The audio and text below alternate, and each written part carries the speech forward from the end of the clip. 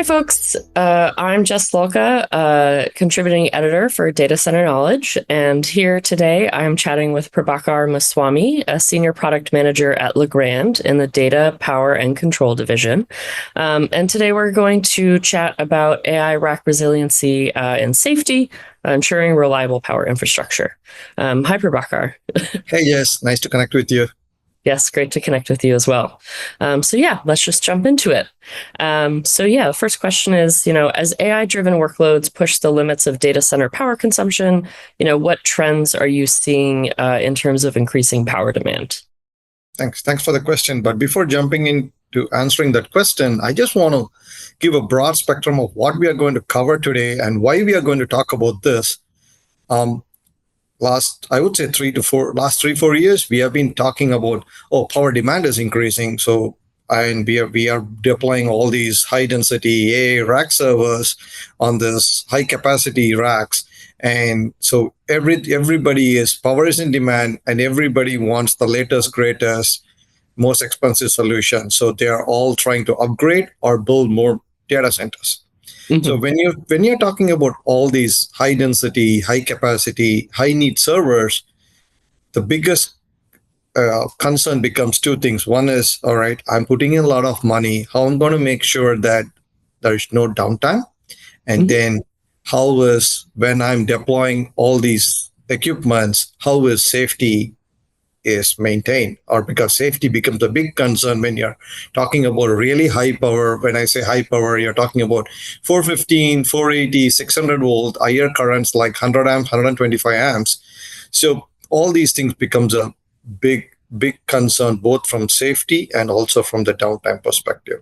So before getting into the incident energy, let me just give a high level definition of what an incident energy is. Incident energy is an amount of energy which is at a very prescribed distance from the equipment generated during an electrical arc. So when you look at a typical data center installation, you have the busway on the top, which is bringing in higher input voltage and current into the rack.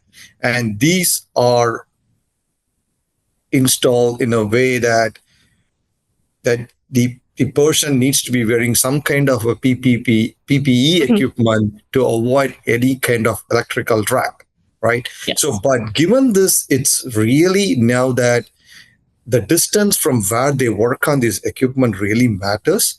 So, and to be really safe, can these PPE materials, equipments can really support these things. So what Starline, one of the DPC company, has come up with is an remote actuator.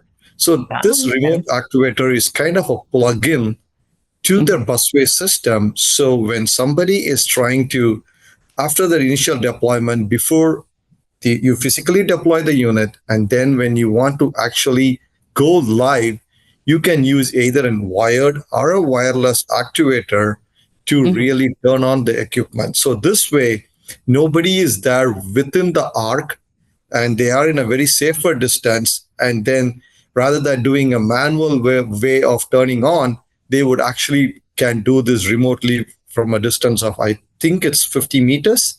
Okay. And that is a very safe enough distance to actuate this. So this way, the initial, you don't have to worry about the PPE, and you are very safe when you're going live with your deployment.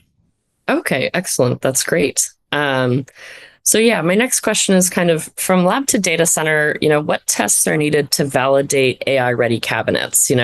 As rack loads get, larger and heavier, as we chatted about, what lab tests assure that these cabinets will stand up to new demands? Right.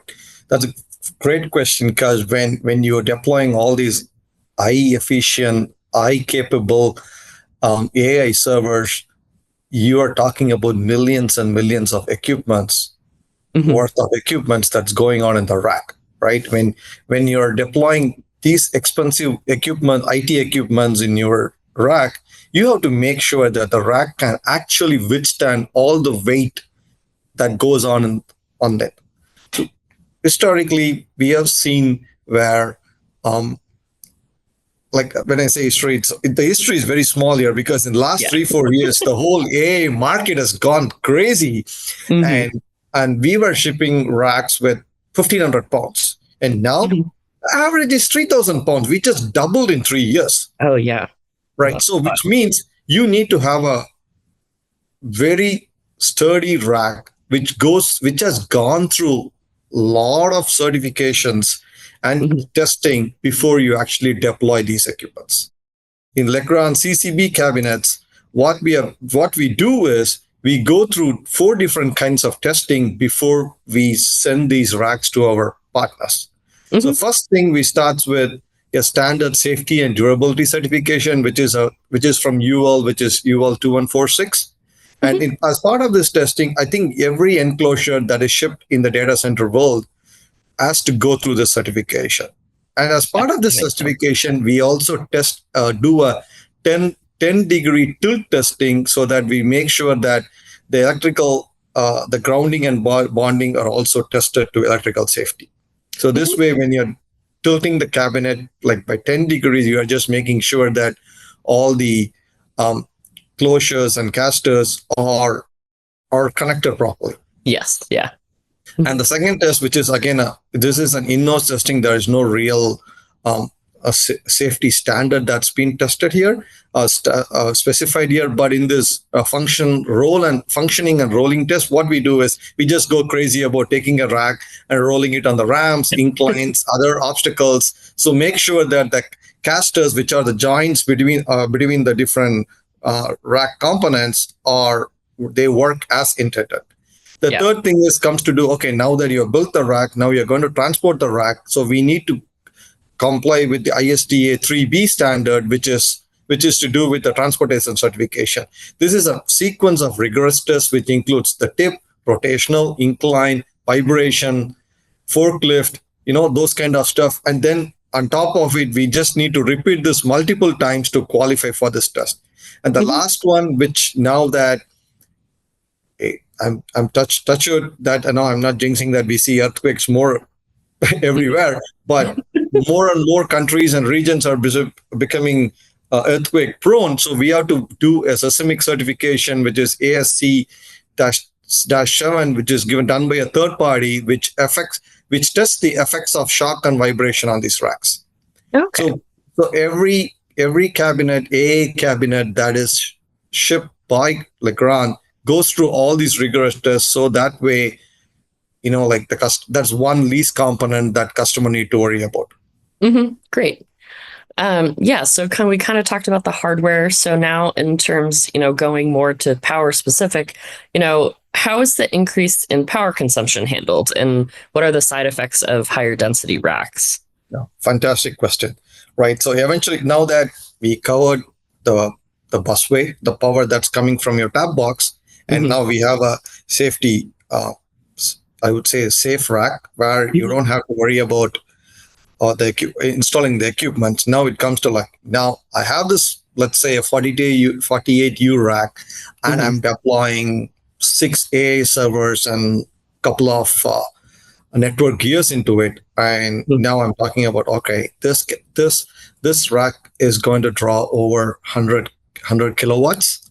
Hmm. So when a rack is consuming 100 kilowatts, it's going to emit a lot of heat. Oh, absolutely. Which first thing is heat, right? So which means that I'm going to have some cooling challenges, Hmm. right? Yeah. That is number one. Second thing is, okay, um, now that before that, I need to make sure that my data center can actually have this kind of power consumption possible. Like meaning, I'm going to deploy a row of 8 racks, and each rack is drawing 100 kilowatts, which means that in a small row, I'm almost close to one megawatt, Hmm. or sorry, 1 gigawatt, right? Hmm. That's like 1 gigawatt in a row. Yeah. And Yeah. now, if you're having multiple roles, that could easily become like 10 gigawatts easily in a Hmm. data, Hmm. right? Which is not the which we have not seen this like few years back. Now we are talking about it, right? Yeah, And absolutely. and then now you have deployed all these equipments, and okay, what kind of access I have to this rack? Do I have any room to maintain and repair if anything goes wrong, right? Mm-hmm.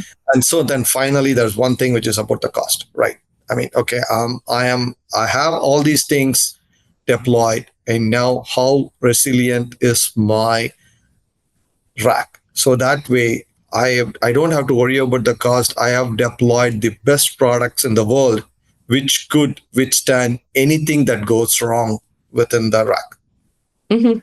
Oh, So absolutely. those are the fundamental things that anybody needs to look at before they start planning for an high density or an AI rack. Excellent. Yeah. So next question is, as power supply or PSU wattage increases, how does that affect power draw at the receptacle level? And what role does circuit breaker trip forensics play in preventing and diagnosing power disruptions? Right. It's a great question again.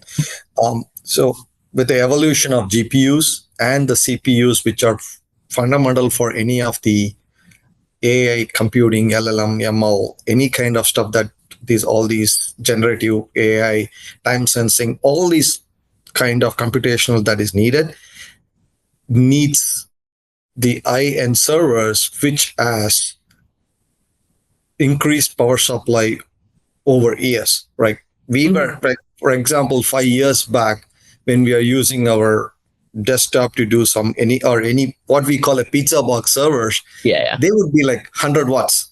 The power supply, they will have two power supplies, and the power supplies would be 100 watts. Mm-hmm. So now, with the introduction of the very first GPU, DGX A100 from NVIDIA, it came with you need six power supplies, and each power supply is 400 watts. You Oh my start off goodness. with that. So now, when we talk about Blackwell, which is their latest, what we call the HGX B200 or the AMD Instinct, they are talking about like 1,000, anywhere over 700 watts, and each has six power supplies, right? Oh, wow. And Yeah. so each of these servers are going to have six power supplies. And then what they say is, if you want to get the maximum benefit of this server, you need to have, at any given point of time, you need to have four PSU on, right? So which Yeah. means you're talking about your server, which is drawing somewhere close to 4,000 watts, Mm-hmm. right? Which if you take that to each receptacle that's going on in the PDU, we are talking about over 10 amps per receptacle. Mm-hmm. So then now, all right. So now each of your outlet is going to draw 10 amps, and as per IEC and UL, your circuit breaker's maximum rating is 16 amps. Yeah, So that's getting if close. previous what the PDU manufacturers have done historically is, okay, we go by the capacity of the rack. For example, Mm-hmm. if I'm deploying a 415 60 amp unit, I would have 12 breakers and 24 receptacles. So which means each of the two receptacles is protected by a breaker. Mm-hmm. But now we have a case where each of the receptacle is drawing over 10 amps. So which means if you plug in two receptacles, and the two receptacles is going to draw over 20 amps, then you can't have a single breaker to protect it. No. So now it becomes kind of a norm in this, especially 100 and 125 amp PDUs, which is what you typically use for building a 150 kilowatt capacity rack. You need to have a breaker protecting each receptacle. Mm-hmm. Right? That's number one.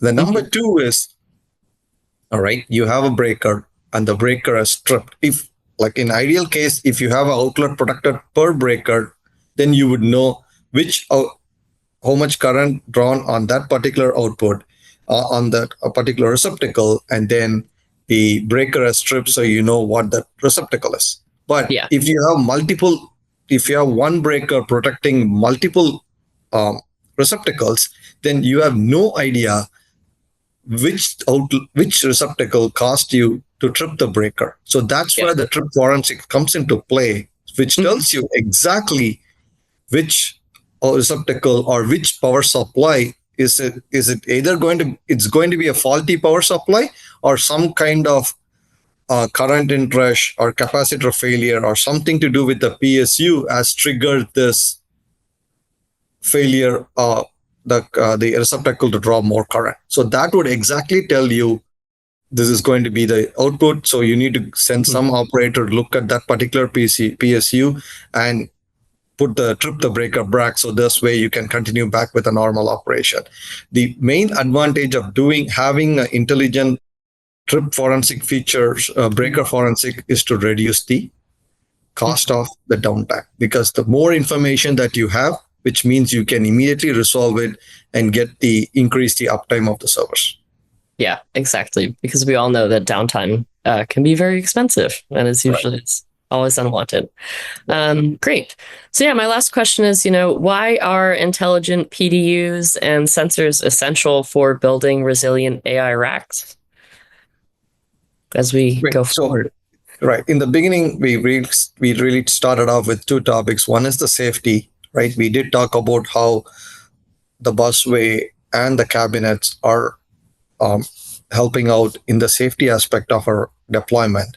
And then then it comes to resiliency, it's all about how you manage your rack, right? What kind of information you are getting from your IT equipments, your rack PDUs.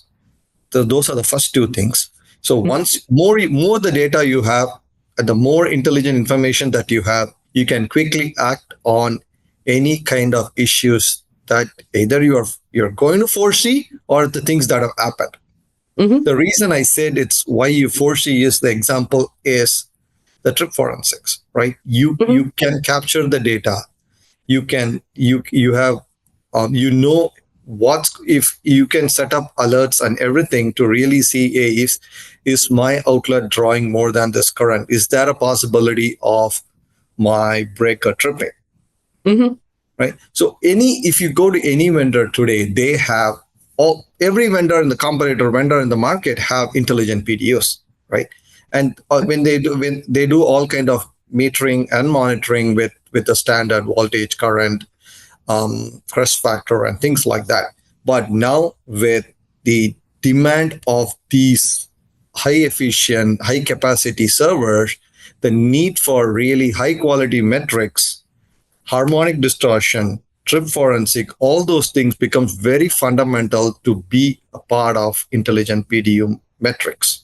So this way, as an end user, they have all sufficient information to make both right from the deployment perspective and also on a continuous basis, they have enough data to really understand the quality of the rack. When I say quality of the rack, the holistic view of it, not just the physical aspect of the enclosure, but the whole holistic aspect of what's going on within the rack, right? Whether they get what they expect out of it. That's number one. The second thing is, so having very highly intelligent metering and monitoring PDU is critical. The second part is we did talk about the heat dissipation, the amount of cooling that needs to be done, and plus now more and more we all came to clear concerns that your free air cooling is not going to be sufficient to do cooling anymore. So we need to go into liquid cooling. So to understand the environmental aspects of your particular rack, it is very critical to measure the temperature, humidity, the airflow, and you need to, because of whether you're using a liquid cooling on chip, you need to know whether there kind of any water leak within the rack. That becomes very critical because again, having the water leak detection is very critical to see whether there are going to be any kind of moisture or any other liquid present in that environment, which could be a safety issue for the racks. And the last thing is to do with the access control. Now that you have all the equipment, all the expensive equipment installed in it, you need to have a way to protect the physical infrastructure. So some kind of rack locking mechanism needs to be done. And now that these days, nobody really goes into data centers, right? Because it's all in remote locations. So you need to have an intelligent way or a smart way of having physical access to this infrastructure. So to me, yes, every segment that is coming into the rack, right from your busway and to all the server equipment, everything needs to be monitored, and data should be collected, analyzed to understand whether the things are operating just the way expected. And having this data, it also helps to overcome any downtime issues or problems that they face. Excellent. Yeah, so I think that about wraps everything up. Thanks so much for chatting. It was great learning about all the initiatives, as well as some of the new technologies and best practices for these newer high density servers. Thank you, Jess. Thanks Yeah. for your time.